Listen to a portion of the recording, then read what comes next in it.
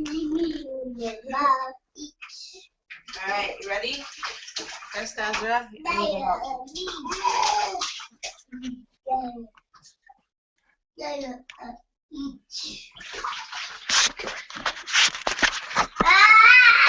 Ariel, can you help me? Ariel's also done. All done, Ariel. Just wanted to make sure that the video wasn't on for this. You need a towel. No. Hey.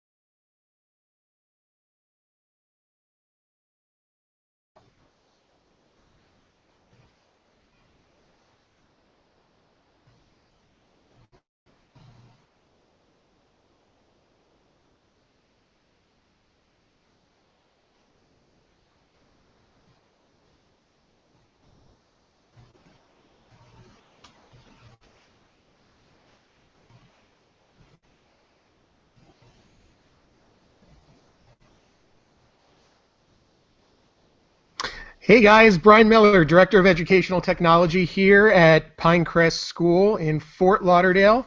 And I'm excited to be speaking here today with all of you at EdCamp Global, presenting to the world. Just as a note, please join the today's Meet chat so I can go ahead and see who is here. I see a bunch of you have already jumped in. Robin from British Columbia, hello. Susie, nice to meet you. You're from Indianapolis. We have a bunch of people here that have already jumped onto the panel as well. So welcome. Really excited to present and share and talk with you a little bit about some of the coolest technology toys that can seriously transform the way your classroom operates. It will wow every student, every parent, every teacher, everyone who steps foot in your classroom, and it will be really exciting for you to try all of these really cool toys. Now, to let you know, all of these toys range in price from $350 all the way down to $9. So there's something for everyone, I promise. And I also cover toys that will actually be able to work for you from pre-kindergarten all the way up through 12th grade. So really excited that you're here and joining. I'm going to go ahead and start the presentation. And the first half is really designed as a little bit of instruction, but I have my Today's Meet channel going on right here as well, so I can see all of you that are asking questions. Feel free to jump in. This is an EdCamp. I want to have the opportunity to hear what you have to say. If there's something that you haven't seen, let me know. If there's something that you want to share with me, let me know. I'm really excited, and I'm excited to learn from all of you as well, just as much as I'm sure you're excited to hear what I have to say and speak about. So I'm going to go ahead and jump on, and let's see here. Let me broadcast my screen to you all.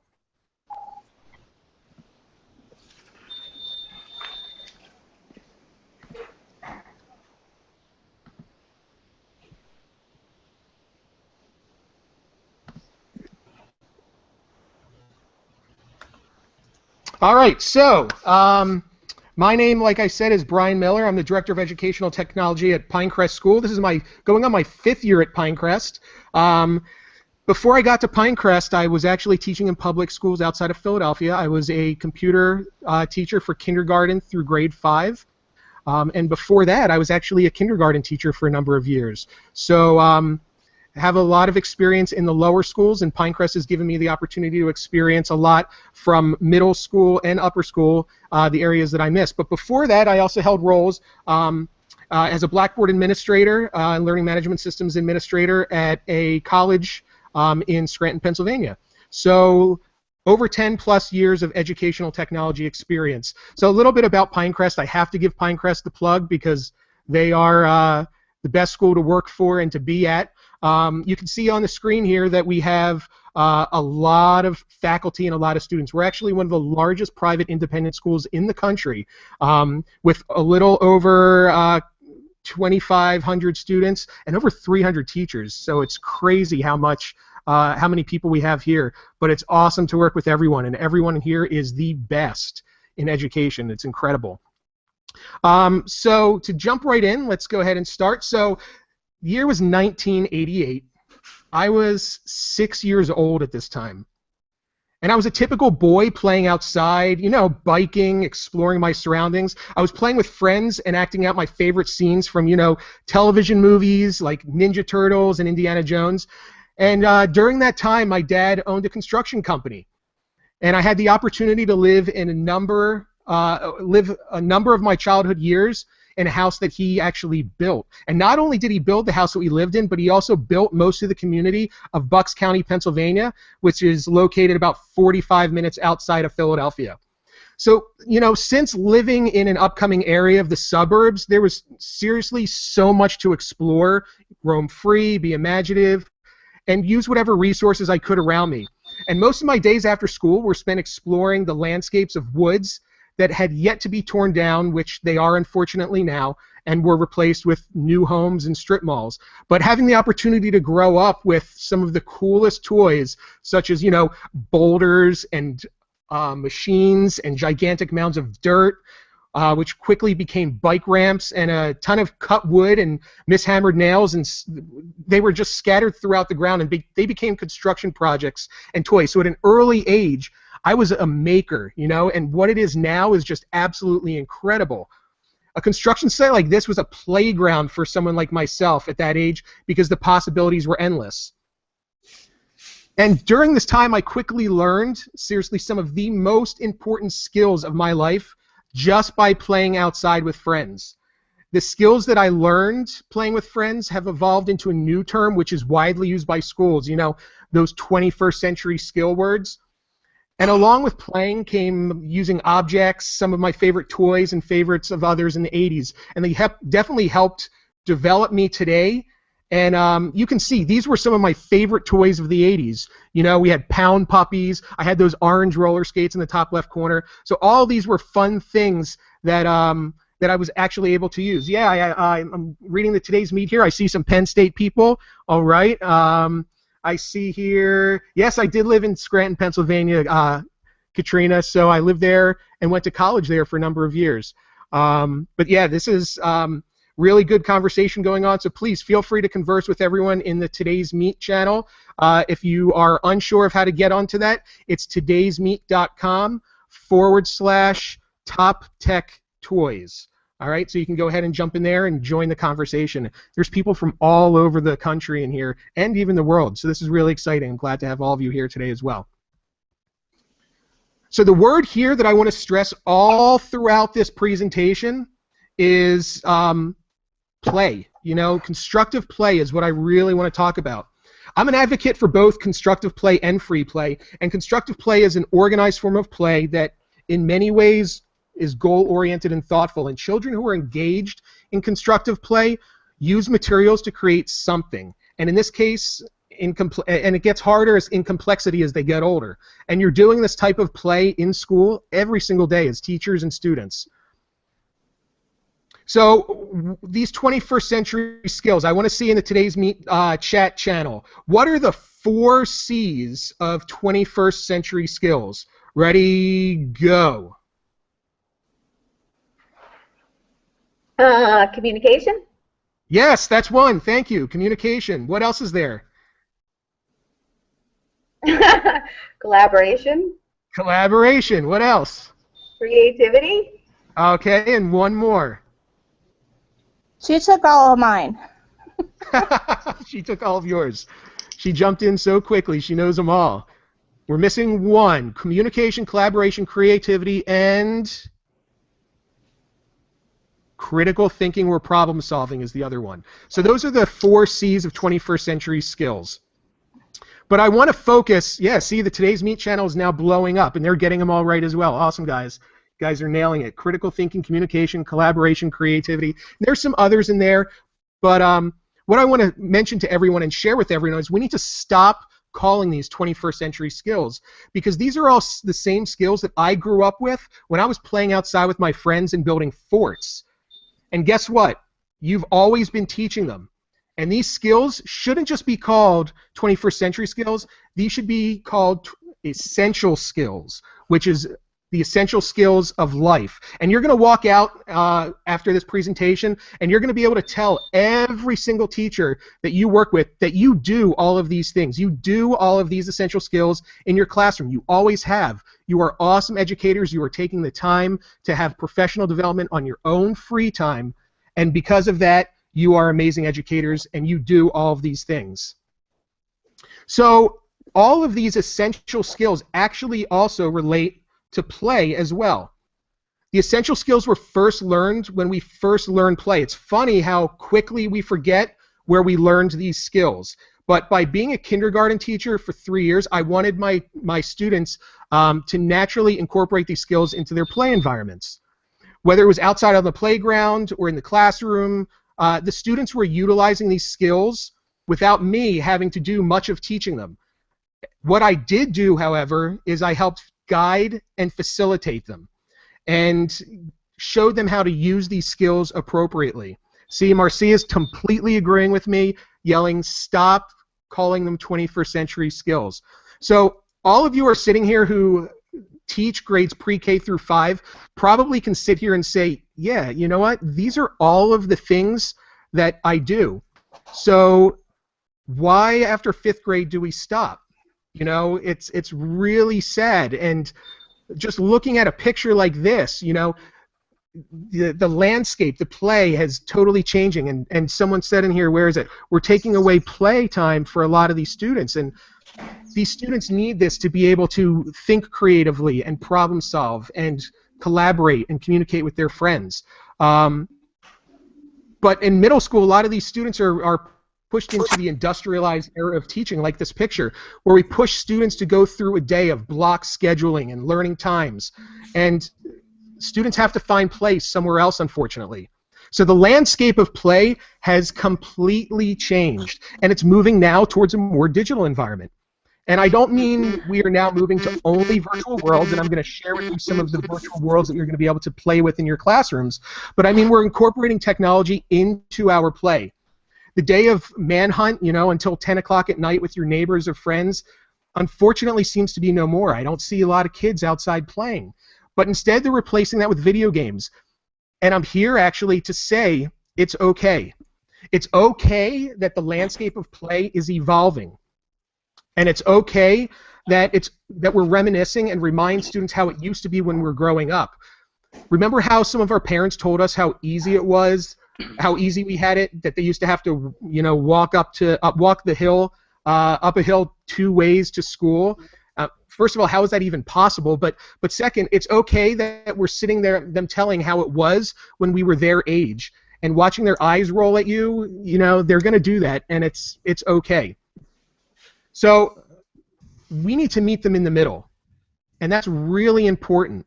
And I'm not here to tell you that we need to spend all of our time online playing, but maybe find a happy medium and give them the time in our school day to do things they find interesting.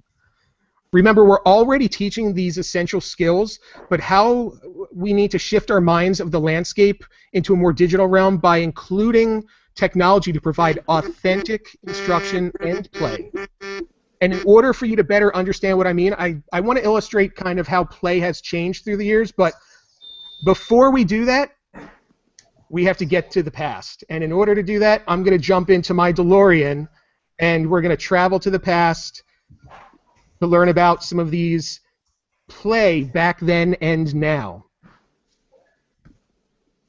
So back then, we were building tree houses and forts in the woods, but now it's completely changed. Now we've moved to Minecraft, and Minecraft at schools is becoming huge. We just had a massive Florida Ed chat on Wednesday night discussing Minecraft.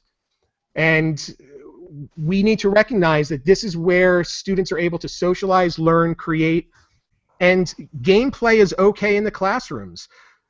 At Pinecrest, we've recognized that, and we are teaching Minecraft. We actually created an esports club in our upper school that promotes socialization through gaming, and our students run this club. It's incredible.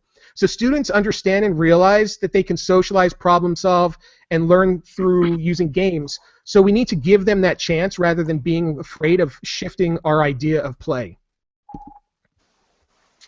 Okay, so back then we had, my buddy and kid sister playing with action figures or dolls.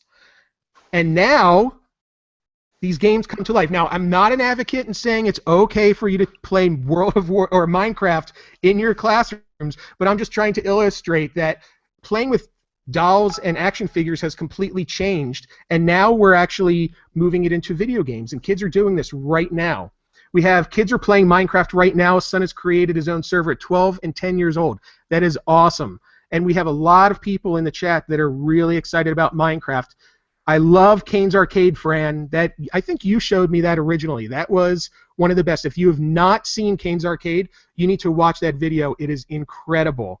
And Katrina, you're singing My Buddy song. I took the video out. I didn't know if it was going to work, so I actually dropped it. But you would have been able to hear it in my presentation. So next time you see me live presenting, you'll actually be able to hear that as well. So then we had Playing House, and now Playing House is The Sims. Students are using virtual worlds to play. So it's time for a diet, and I'm not out to insult any of you. It's meant that we need to have an instructional diet. We need to use technology just like we eat food in moderation.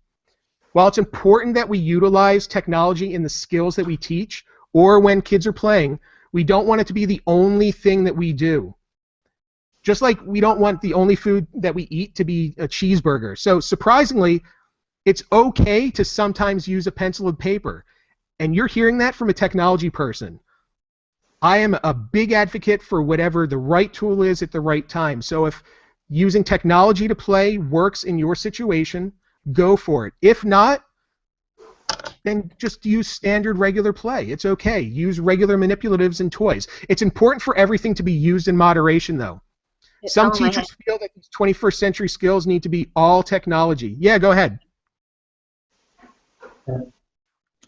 Someone wanted to add something?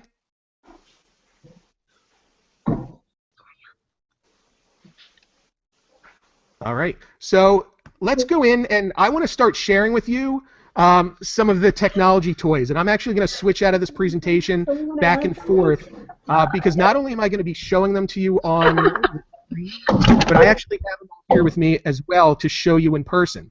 So when I give presentations, I like to provide cool resources or tools to go back with your school. So, of course, as the Director of Educational Technology, I decided I wanted to find an easy way to bring play to your classrooms while incorporating technology. So I want to share with you some of the toys that we have here at Pinecrest that I've fallen in love with and I love presenting on. So the first one is called Ozobot. Now you can visit Ozobot's website at ozobot.com, and Ozobot is a little robot, and it is using simple color-based coding language.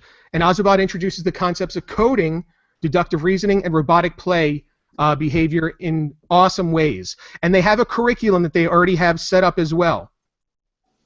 You want to go to ozobot.com/learnzone, and they have a ton of free resources and tools to play with. So I'm going to go ahead and switch out of here so you can see this in person.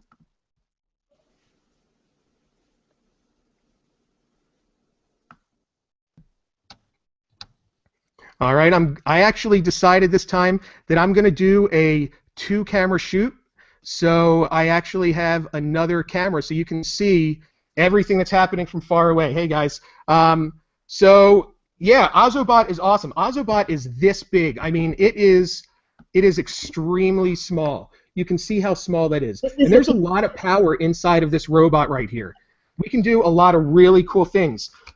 It uses color, like I mentioned, to follow lines, and based on the different color patterns, the Ozobot does different things. And there's even an app that's available for this also, where you can lay it on your iPad and go through puzzles and games. And like I said, it teaches deductive reasoning. It teaches a lot of really great skills for just trying to figure out and problem solve. So what I've done here is I actually created a drawing, EdCamp Global, and I'm going to turn on the Ozobot, and I'm going to place him down. And his job now is he's actually going around and following that black line. So the Ozobot, someone asked how much it was. The Ozobot retails for $49.99. You can get it online right on Ozobot's website or on Amazon, or actually if you go to the I have in the showcase, I have a link to my website, bryanlmiller.com, and there's an Amazon store that I've set up with just links to buy everything, so you can actually jump on there and buy all of these products that you see here today. So I want to say that the companies are not paying me to promote any of these. I'm doing this because I love the different toys and activities that are available, and I want to share it with the world. So, like I said, all these toys are really reasonably priced. So you can see that the Ozobot is kind of moving around and is able to do different things with the different lines it interacts with. It has a number of different cards that you can actually use, and each card does something different. So if you reach a blue line, it'll slow down. If you reach a red, it goes around fast. If you hit different color combinations, it does different things. So part of the app allows you to interact with some of those color combinations as well, which is really cool. So that's Ozobot. So let's jump in here. We have some questions about Ozobot. What age group is it for? I recommend it's for grades 5 through 12. But any of the age groups that I recommend, it will really work with any age group depending on how you find a way to use it. So you can be creative with it as well. So I'm going to jump on to the next toy.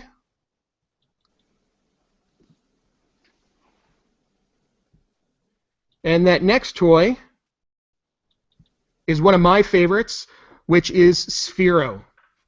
So Sphero, if you have not seen Sphero before, is absolutely incredible. Let's jump back in here. There we go. So Sphero is a robotic programmable ball that allows you to interact with the ball by programming it. And it's all Bluetooth based, and it uses your iPad, Android device to use. So like I said, it's grades pre-K through 12. This works with pre-K. It may seem like it's a little difficult at first, but I'm telling you, these students will be able to figure it out. It's incredible. Someone was asking how I got the Ozobot to move previously. There's a button that turns it on, and it automatically knows just to look for those specific colors. So some information on Sphero.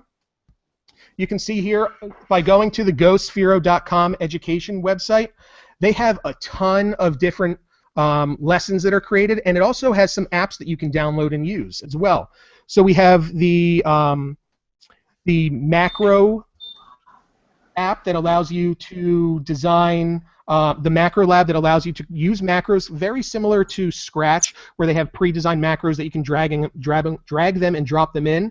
And then they have Orb Basic, which uses C language, and that's actually what the Sphero is based on. It's based on C language, so it allows you to jump in and actually really program this device, which is really cool. The students love this, and this is definitely for as they get older into like something like middle school where they can actually learn C language. But they have a lot of other activities. At Pinecrest, one of our amazing teachers, Mr. Joe Kelly, in our 5th grade Fort Lauderdale class, he used the Spheros. We have a class set, used them to teach mean, median, and mode for 4 weeks. And the students were able to actually interact with these balls, program them, make measurements, learn all sorts of different equations. It was absolutely incredible to see. And a lot of the ideas came from this Go Sphero Education website. And they have a number of different lessons that you can do, programs, all sorts of stuff. So definitely check out their website with more information. I have my Sphero here right now, so I'm going to switch out of this so you can see it in action.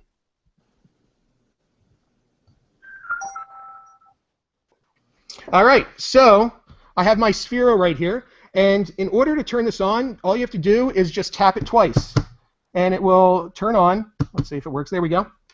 So it lights up, turns on, and it has the Sphero app that you can use. So I'm launching the app, and it allows me, just the basic app allows me to use it as like a remote control car. So that's what I have set up right now.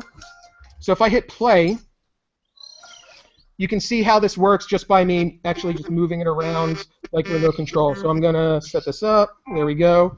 And now I can move it all around the table, bump into things, and it's rolling around based on what I'm doing and moving it. So it's actually really pretty cool. Ran right over my keyboard too. So you can do a lot of cool things with Sphero, and like I said, you can program it to do a number of different tasks. A really great activity is if you set up a maze in your classroom and using the Macro Lab, or even better, there's an app called Tickle that allows you to use Scratch basic programming to program Sphero just like you would in a Scratch program. And it's absolutely incredible to use. So you can download that and you can jump in this and control it just like you would designing a Scratch program. The ball will actually interact and move based on that. So that is Sphero. Like I said, it's $99. Really awesome to use. The next one, see if it lets me out of here. There we go.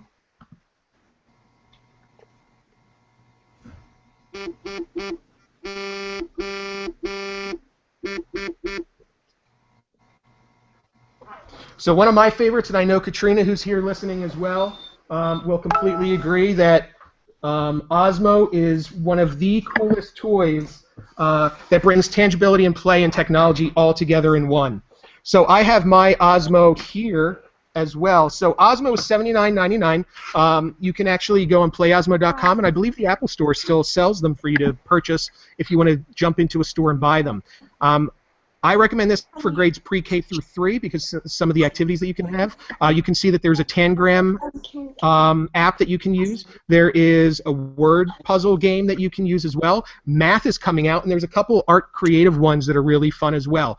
But for early language learners, this is absolutely incredible because not only do you use the games that are included in here, but you can also use the games that, or actually use word lists of your own and upload them to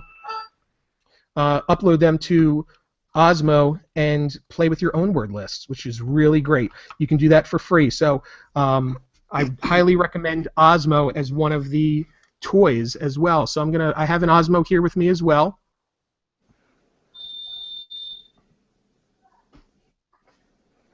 Lindsay, you have an Osmo too. You haven't tried it in your classroom yet? Oh my gosh, wait till your kids interact with this. Yes, Katrina, 2 new apps are coming out from Osmo. Can't wait for that to happen as well. Osmo is incredible. Masterpiece is amazing. So Masterpiece is really cool. It allows you to take your a picture and put it underneath, and then you can actually draw on your iPad and actually have it come up on your iPad based on what you were drawing, which is really cool. So Katrina mentioned that the math add-on will be $29.99. So it's really reasonable. I mean, the prices are really good. The quality of these are absolutely incredible. I mean, these are hardwood toys, so they're really nice quality. They're going to last. They do a really nice job holding up in your classroom. So I have here the Tangram one set up, but it also comes with the words as well, the letters, so you can have teams playing against each other, red and blue, or you can upload your word list, like I said, and you can be interacting through that as well. So I'm going to do an easy Tangram, and you can see that as I lay a puzzle piece under, if it sees it, it will pick it up. So let's see if I can do this from here. It's going to be tricky. Let's turn it this way first. See how good I am at Tangrams. And it gives you tips and hints along the way, which is really neat. So if I lay this here, see if that works.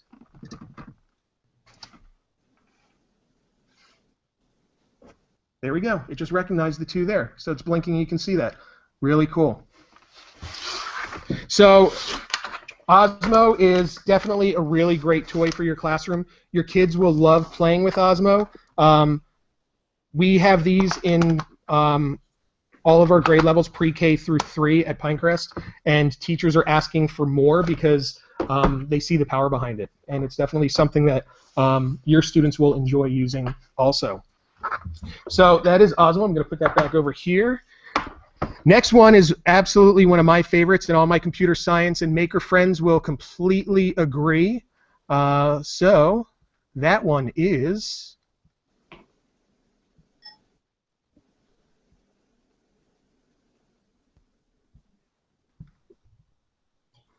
one of my favorites. the Makey Makey. Now, Makey Makey is absolutely incredible. It takes a simple controller board and allows any object that conducts electricity to become a joystick. So what I have done is I've actually created a joystick as well. So I'm getting all my Makey Makey stuff out here behind the scenes. Now, what you're able to do with this is really cool because, like I said, anything that you conduct electricity, so you can build a banana piano. The I Love Makey Makey was actually made with little pastas, which is really cool, like the alphabets, you know, the alphabet pastas. But there's a lot of resources on their websites for making things move, and you can actually get pretty advanced with this and use this with Arduinos as a controller. So what I've done is I've actually designed something here that will allow me to play Super Mario Brothers using Play-Doh. So by setting this up, you're going to be able to see I have, as a tip, I have an emulator that runs here. So this is called OpenEmu, and this allows me to download emulators and say no. So you can see that I can run Super Mario Brothers. Okay, so with everything set up, I'm actually able to go in here and use the Play-Doh as controllers for Super Mario Brothers. So let me switch back off this so you can see exactly what this looks like. All right, so I have here Makey Makey kit. Really great. It's $49.99. And like I said, you can use this. It's showed pre-K through 12. You can use this for pretty much anything, and I play with this as an adult, so you'll even enjoy using it as well. Inside each kit comes the controllers. So there's the controller. It comes with alligator clips, and that's it. And just a little website to get you started with different things that you can do. So what I've done here is I've actually built, using Play-Doh, as you can see, and alligator clips hooked up, I built just a makeshift Nintendo board. See that? So what I can do here is if I press the buttons, it will go through and control Mario as I'm playing. Now, one of the things that we have here is also the ground. So this has to be grounded in order for it to work. So what I recommend doing is building a pipe cleaner wrist bracelet, or tinfoil works as well. And then you can take it and just kind of clip it onto yourself, and then you can go ahead and play hands-free without having to hold on to the alligator clip. So Makey Makey, $49.99, awesome toy. Tons of different projects that you can do with this. Watching kids play together with this is actually one of the most fun things because they sit there and problem solve, and not only do they do that, they also try to figure out what conducts electricity. So they're plugging this into all sorts of different things and having a lot of fun just learning and sharing with others. So Makey Makey is one of my favorites as well, and it's a favorite of many makers also. Next on the list, let's jump back over.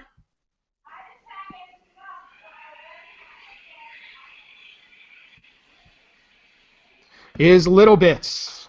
Now, if you have not seen Little Bits, this is incredible for learning about electricity because you can build circuits just by using magnets. So littlebits.com or littlebits.cc has a ton of resources. There's an educator section where you can go and download free lesson plans, free projects, and you can actually upload and showcase a lot of your work. They've done a really good job building a collaborative community to share work and resources with others. And for $99, that gets you started with the basics kit, but there are kits that range from $99 all the way up to a couple $100. And this can be used for grades K through 12. I would even say pre-kindergarten if you want to. So I have a kit here, so I'm going to show that to you, and I'm going to show you really what it can do just by using the power of magnets. All right, so I have here my Little Bits kit, so you can see there it is, Little Bits. And inside the kit it has a ton of stuff, a lot of resources. They have a book that you can actually go through with a bunch of projects to get you started, which is really cool. But I brought here a project that I did with a kindergartner when I first got this because I wanted them to explore and figure out how to use this on their own. So basically I gave them the kit, and inside the kit there's a lot of different pieces. But the key piece that gets it started is just a regular battery. So you have a connector to the battery, and all you do is you just plug it in, and now I can turn it on, and I can see that there's a little red LED light that turns on. And from this, I'm able to connect different components. So if I were to connect just a dimmer switch, I would be able to control a dimmer based on speed. So what I've done here is I have something that a kindergartner created, and they decided that they wanted to make a hypnotism wheel. So something as silly as that, which is really cool. And they wanted to hypnotize their friends. So makers as they are, they built it out of cardboard and paper. And all they did underneath the spinning wheel is they've attached one of the Little Bits computer fans. And by doing that, they were able to create a really cool hypnotism wheel. So I'm going to switch the dimmer onto this. And as you see, when I put this on, there's only one way to actually connect this the right way. It doesn't allow it to build a connection any other way because it is magnetic. So as soon as you have it in there, it knows and is magnetized. So I'm going to go ahead and I'm going to plug in the power to this and turn this all the way up.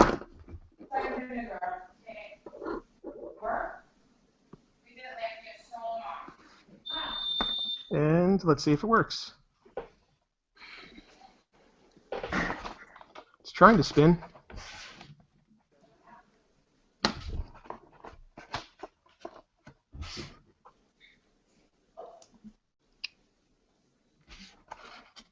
Nope, doesn't want to spin right now. Oh, there we go. It's starting. I think this battery is actually running a little low. So it just uses a regular battery. There we go. Got it spinning now. So you can see that it's spinning and hypnotizing everyone. All right, so this is something that a kindergartner built just by playing and just trying to manipulate different objects and toys inside these Little Bits kits. They figured it all out on their own. So you put this in a center for these kids to use, and they're going to figure out a way to make and play something. Imagine some of the things that they can build. You know, they build a dog that wags its tail, or they have lights in here that you can use as well. So little LED lights, and you can build like a drawing interface and punch these little LED lights in, and then have it light up. You know, you can have it light up based on sounds, if there's clapping. So there's a lot of really cool sensors and things that you can do to build electrical units using these. So Little Bits is a great toy. Yes, Katrina's in a trance, I see. So really cool stuff, lots of cool toys under your power. Yeah, so I mean, I'm trying to stay up to date with all these today's meet messages. Someone said, I really want these, but they're really expensive for a big class. How many do you need? You really only need a few. Even one is enough. One kit or one of these is enough to at least get the excitement going in the classroom. And what better way to use this as an opportunity as a reward for great work, or having kids work together in groups. These aren't really designed for one student only. I like to see all of these used with groups of students. Just because of the ability to play with these. So I think it's really important that even if you can only afford one, you can do a lot of really cool things. So next on the list, let's jump back over here. Lots of switching back and forth today.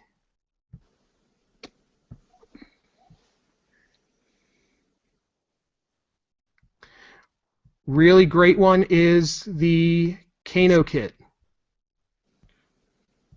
So if you aren't familiar with the Kano kit, it's $149. It's a little bit more expensive, but what this allows you to do is it allows you to build a computer from scratch, and it's designed for students. So by visiting Kano.me, they have the ability to buy it. You can buy it on Amazon as well.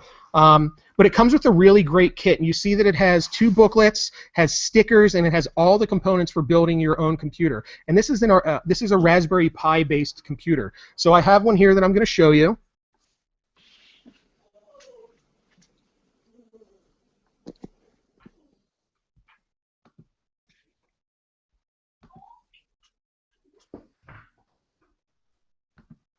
All right, so here I have the box for Kano kit. This is what it comes in. And inside of this box, it has the whole kit set up. Now, what's really cool about this is you can give this to students to build their own computer, like I said, but it's through a storybook. And they did a really nice job creating drawings and a story for building your own computer. So this is a great tool for teaching students not only how to build computers, but also how to troubleshoot in the building process. And it goes through and you can build it. Now, all the components and all the pieces that you need are in here to make it work. So you have a keyboard and a touchpad. It requires you to hook it up to an HDMI TV. So most of your TVs, you can just plug this right in and use it.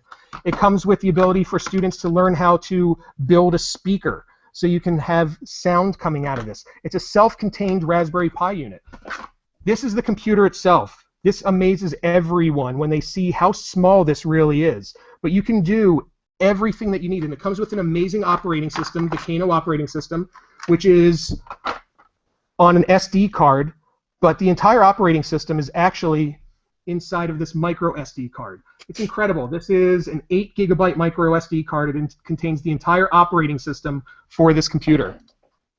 So just by putting all these pieces together, the students are able to build and construct this kit.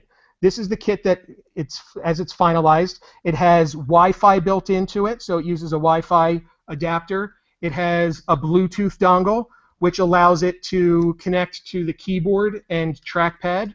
And then it has the speaker built in, and it uses just USB power. So really simple kit to put together. Doesn't take more than 20 minutes with a child. But the power isn't the building. It's what's behind the building and what's in the operating system. So this operating system is extremely powerful. And that's what takes you to book number 2, which is the coding powers behind this. And this book allows you to learn how to code through stories and directions. And it does an unbelievable job teaching you how to program and code. So you can not only just code just little words that pop up, but you can actually code Snake. You can code behind the scenes of Minecraft and build your own Minecraft game. So Minecraft is built into this, and you can teach kids how to code behind this. It's absolutely amazing, and you can go through and decorate as well with your own sticker packs, make it your own.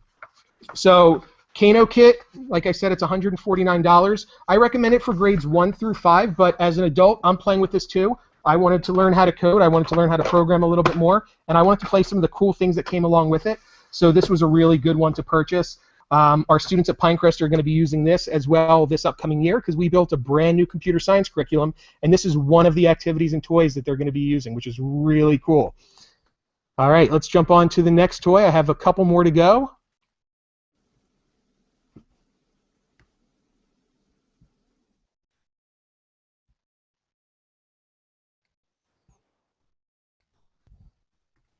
All right, I know Katrina's going to really like this one too, because she just won this at ISTE.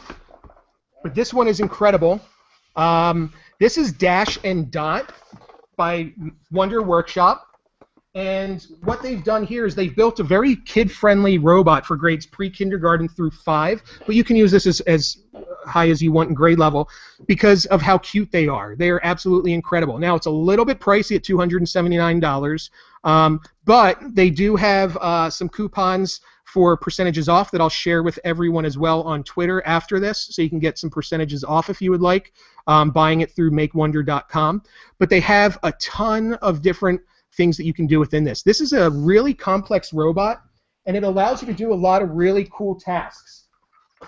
So you can teach kids how to program by using a toy that's very durable and able to really be used by them. And the story that I want to tell is what I did with when I first got these. So I received these towards the middle-ish of the school year, and I didn't unbox them. I didn't take them out of the box at all. And what I did was I gave it to our teachers, or one of our kindergarten or pre-kindergarten teachers, to test it out.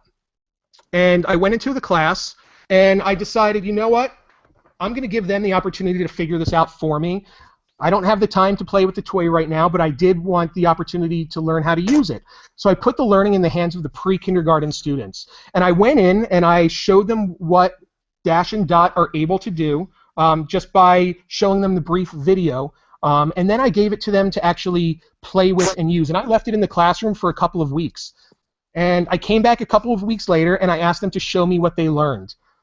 I was blown away. I mean, I was completely shocked as to the fact that they were able to figure out how to do everything within this robot. And when I went into the class, they had a maze set up, and they pre-programmed Dash to go through the maze and actually make his way through the maze, and then go find Dot. So when these two link up, you can have them communicate with each other. And one of the games that they play is where Dash goes through a maze or searches a room to find Dot. And when they find each other, they lock eyes and they say hello, and then they turn off. It's a really cute activity. But the power behind this was the teacher that I had use this was afraid to use it as well. She had no idea what to do, and she trusted us and said, you know what, I'll give it a shot and see what the kids can come up with. And they were able to, they just blew me away with what they learned. And it comes with a lot of really cool accessories. So this is actually one of the accessories it comes with. It comes with a xylophone. I have here set up actually a song that Dash is going to play. So Dash is turning on right now.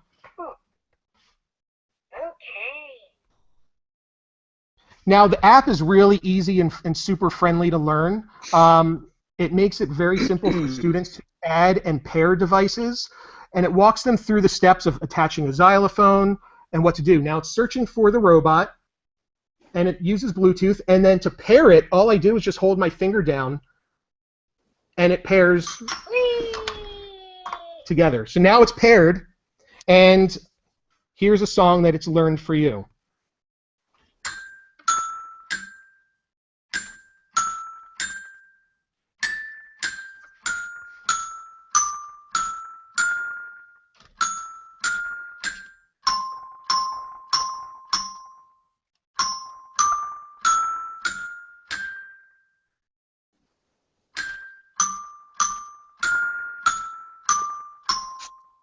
Great job, Dash. So that was Dash performing This Old Man. I programmed them to do it. Another really cool thing with that Tickle app that I was telling about that you can use with Sphero, you can use it with Dash and Dot as well. So you can actually go in there and use Scratch programming language to control all of the features that are within Dash. And there are servo motors, there are sensors, there's touch sensors. There's a ton of different things that this can do. You can see that these toys are really well built, extremely durable, definitely can withstand the classroom. So this is really awesome. A little expensive, like I said, but if you can get one of these for your class, you only need one. You can do a lot of really cool things with it. So I'm down to my last three tech toys. This one is a new one that actually just came to me, and I get to try out all these really awesome toys, and this one just blew me away. Again, looking for tangibility and play with different technology toys. This one just shocked me because this one's very familiar to Osmo, where you can use tangible toys. This one is called Marbotic. It's not widely known. I found this by doing some searching. And what you are able to do with this is bring tangibility and play. Definitely grades pre-K through 5 because some of the apps get a little bit harder, but mostly for pre-K, K1. And these use different manipulatives to interact with the app that it comes with, and it comes with 2 free apps. You can the apps are paid for, but when you buy the kit, it gives you an unlock code, and it allows you to have the apps for free. So the one that I'm going to show you is called 10 Fingers, which is really cute, and you can see some of the toys that are in this. And someone said, what about Tigly? Tigly and Marbotic are very similar. These are definitely both pretty much the same with capabilities. I would say that the Tigly app is a little bit more advanced and has a little bit more features, and I'm in the process right now of still trying to get a Tigly to play with. But this is 10 Fingers, and you can see inside the kit has a ton of different toys as well. So you pick them up, and underneath they have little capacitive buttons that you press up against the screen. So I'm going to go ahead and press this here and press 2. It knows 2. that I'm using the number 2. Number 1.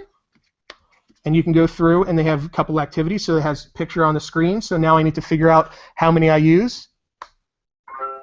And I got it right. It was 3. 2. 3. Fran said Brian's good because he thinks like a kid. Yeah, I'm pretty much just a big kid, and that's why I love playing with these toys. So it's purely selfish, I think, because I get more fun of this than I think the kids do sometimes. So Tigli or Marbotic Tigli, they're along the same lines. But many of you may not have seen Marbotic yet. It's like I said, it's a French company. So definitely check them out. They're $39.99. Really cool toy. I'm going to be putting these this year in our pre-kindergarten classes to play with. All right, down to my last two. And my last two are very similar in features. The first one is one of the showstoppers, I would have to say, for this presentation, because a lot of people can't believe that I've actually acquired one of these, and it's the Oculus Rift. We have not only acquired one, we were actually fortunate enough to have acquired two. Now, the price of $350 is extreme for schools, unfortunately. But the educational benefits behind it are absolutely incredible. And for those of you that are not familiar with the Oculus Rift, you can go and experience complete virtual environments using Oculus. So you can see in this screenshot, there's one that's coming out. It's going to be the Apollo missions that allows you to experience exactly what it felt like to be an astronaut during the Apollo missions. Get in the space shuttle or the rocket, try everything out, look all around, be completely immersed. But if you go to the shareoculus.com/apps/educational, there are tons of different virtual environments that you can experience and try. So I have an Oculus here with me. Unfortunately, however, we are not able to see what I see with the Oculus. Now, the Oculus, this is what it looks like. Now, you have a strap, and you kind of just strap it on, and this is when I'm sure all the screenshots are going to go completely crazy. But you can put it on, and then you are able to look all around and experience virtual environments. Now, the cool thing about this also is it's not only just looking around, it's also experiencing those environments. So by using your keyboard or in this case, I hooked up and paired up an Xbox 360 controller, you are able to look all around and actually move around your environments as well. So you're not just static, you can actually interact with. Really cool stuff. Adam is the creator of AugThat, and he has a bunch of 360 environments that they use. Right, Adam? I see you over there watching me. Yeah, how you doing, Brian? Good, good. So you just came out with a bunch of 360 environments that are now available within the app. Can you tell us a little bit about that? Sure. I'm an assistant principal, and I created AugThat, which is augmented reality. I created augmented reality for the classroom that makes sense for teachers, the easy solution, and it's a lot of fun. You don't need the expensive overhead of glasses, and you can actually get those virtual environments, 3D objects, and animated lessons just by using your smart device. Yeah, AugThat is extremely powerful. If you hadn't had the opportunity to check it out or try augmented reality, I would definitely start with that. It has a lot of cool tools. There's a lot of others that are out there, but definitely check out AugThat. It's a great one. And Adam, thanks for jumping in on this as well and joining. Appreciate it. No, thanks for letting me do that. Thanks. Sure. Now, the last one that I want to share is, again, with virtual environments, but this one is the game changer because not everyone can afford that $350 price tag, like I said. So what if I said that you could do this for as cheap as $9? Well, it's possible. And the one that you can do that with is using Google Cardboard. Now, Google Cardboard gives you pretty much the same exact experience of that 360 environment by using Google Cardboard. So I have actually created, through my link down here, bryanlmiller.com, you can go in there, you can go to resources and then click on Google Cardboard. I have instructions for not only purchasing it, but I've also provided you instructions if you want to make it yourself. And imagine using this in a classroom with students, making this and designing this. And it's for parts as cheap as $9. They use an old pizza box. You have to buy some lenses for it, but you can get those for like 89 cents a piece when you buy them in bulk, enough for a classroom. So it's a really reasonably priced tool, and it allows you to do almost the exact same thing as the Oculus Rift, which is incredible.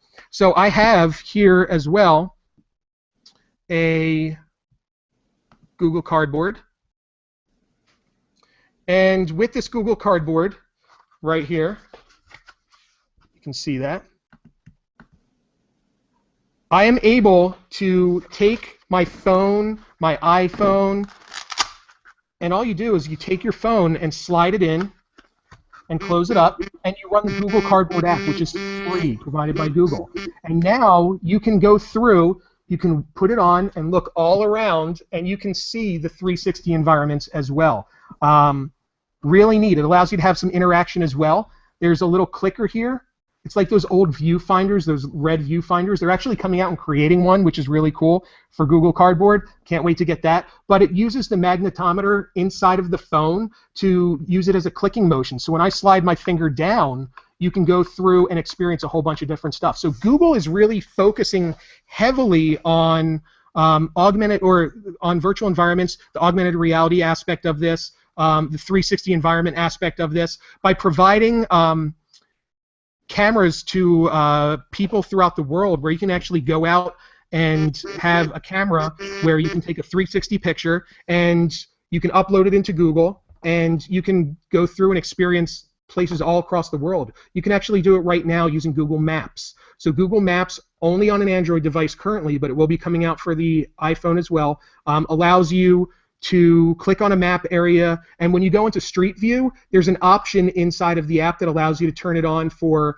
a Google Cardboard where you can actually view it, and it gives you the 3D view that you were experiencing it just like you were there. So it's really cool. So lots of really cool toys, lots of really cool equipment. So I'm going to jump here into today's meet for the last couple of minutes. It looks like there's a lot of different questions that have been popping up. Someone said that the durability of it scares you, and I'm guessing you're talking about the Google Cardboard. And yeah, I mean, the durability is a bit of a concern. You know, it's a piece of cardboard. But on my website, you can 3D print them as well. So I've provided you instructions on how to 3D print it. So if you go to bryanlmiller.com, you can find out how to 3D print it if you have a 3D printer, or you just build a whole bunch of them because, again, they're cardboard. So if it breaks or something happens, you have a new one, which is really cool. Anything else that's popping up in here? So, yeah, so Amber posted some information about AugThat. Thank you. One of the coolest things that I'm waiting for is Microsoft HoloLens. And if you haven't had the opportunity to experience HoloLens or see HoloLens, definitely look it up. It allows you to experience virtual reality, but it brings augmented reality to your interactive environment. So imagine sitting here at this desk and playing Minecraft and being able to manipulate, just by wearing a pair of glasses, the HoloLens, and being able to see everything that's happening in the Minecraft world and being able to move pieces around with your hands. So it actually allows the tangibility in it as well. You don't actually feel it, but it allows you to interact with the augmented reality. So it's absolutely incredible. So down to my last 2 minutes. Anyone on the panel, do you have any questions that you'd like to jump in with? Any comments? Hi, can you give a quick recap? Because I kind of missed a couple of the toys. I'm not sure which ones I missed after a little bit, and just before, Oculus. But let me tell you, I am so looking forward to getting my hands on HoloLens in the classroom. And FYI, Bryan, you're not far from where we are. You're in Pinecrest, and we're in Weston, right there at St. Bonaventure. Oh yeah, you're right down the road. Small world. Well, welcome. Well, I'm glad you're here. So let me recap for you real quickly some of the things that I shared. But if you go onto my website, bryanlmiller.com, and if you click on the store, every single one of these are available there for you to check out and see as well. So real quick, we'll go backwards. We did the Google Cardboard. We did the Oculus Rift. We did the Marbotic, which is very similar to Tingly. It allows you to interact with your iPad through tangibility. We have the Makey Makey. We have the Spheros. We have Dash and Dot. We have Little Bits as well. And there they go. They are all falling out. We have the Kano Kit. We have Osmo as well. And I think that was, and Ozobot, the first one that we did, which is a little robot as well. So those are all the toys that we had. Awesome. But if you want to check it out, you're right down the road, so you can easily come to Pinecrest and see them. You know I'm gonna come check it out. Perfect. Well, send me your information, and we can set that up. Absolutely. Awesome. Thank you. You're welcome. So, anyone else have any questions on the panel, or kind of wrapping up? I'm jumping back into today's meet. There was a lot of stuff going on. I'm going to share a lot of this information again, like I said, out on Twitter. As soon as this is over, I'm going to share the discount for Dash and Dot as well, if you wanted to jump onto that. So, with that said, if you don't have any other questions, I hope you guys had a great time. If you are interested, a couple shout-outs. AR for Learning chat, definitely visit that. On Wednesday nights, I am a co-moderator for Florida EdChat, #FledChat, and excited to share that October 24th, South Florida will be having our first EdCamp SoFlo. It's going to be here at Pinecrest School on October 24th. You can register for that if you want to come and visit sunny Florida in October when it's a perfect time of year to be down here. You can do that at edcampsoflo.org. So, guys, I appreciate it. I hope you had a good time, and I will talk to you soon. Thank you. Awesome. Bye, Bryan. Thanks. Bye-bye. Brian. Thank you. Thanks, guys. Thanks for joining in.